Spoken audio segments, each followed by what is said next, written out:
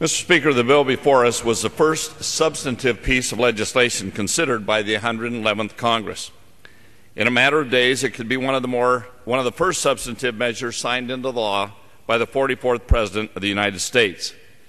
And despite all of the promises of openness and bipartisanship, at the end of the day, it will have been considered not once, not twice, but 3 separate times in the House without the opportunity to debate a single Republican amendment. It didn't have to be this way. This legislation is supposed to be about protecting workers, and especially women, from discrimination in the workplace. Like my colleagues on both sides of the aisle, I am strongly opposed to discrimination of any type, be it gender discrimination, racial discrimination, or any other type of discrimination inside or outside the workplace. Rooting out such discrimination is a bipartisan goal, and I cannot think of a single reason why it is not being given a bipartisan debate. The arguments on both sides of this bill are clear. They have been debated on this floor before.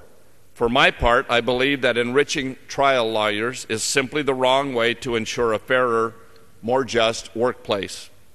And clearly that's what this bill will do.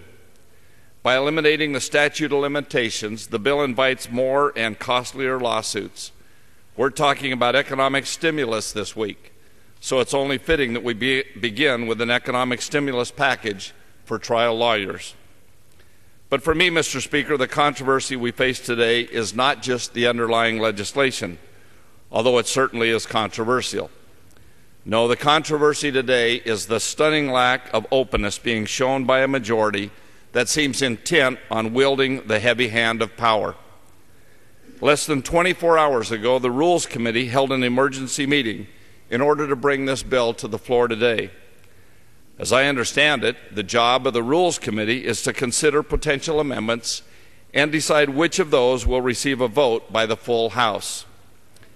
After 2 years of watching Republican amendments routinely discarded without a vote, I wasn't surprised that the majority brought this bill to the floor under a closed rule. What surprised me was that they didn't even bother to keep up the illusion that they might make one of our proposals in order.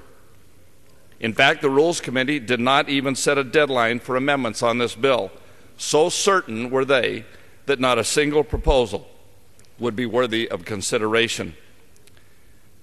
For the record, I offered two amendments that were refused by the majority. 2 amendments that I believe were consistent with the majority's stated goals of preventing wage discrimination and overturning the Ledbetter decision.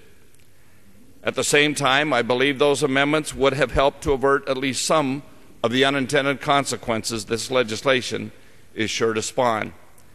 I did not ask the majority to guarantee that my amendments would pass. I simply asked for a debate among the members of goodwill who can argue the merits and vote as they see fit. I was denied. Mr. Speaker, workplace discrimination is a serious issue and it deserves a serious debate. What a disappointment this is.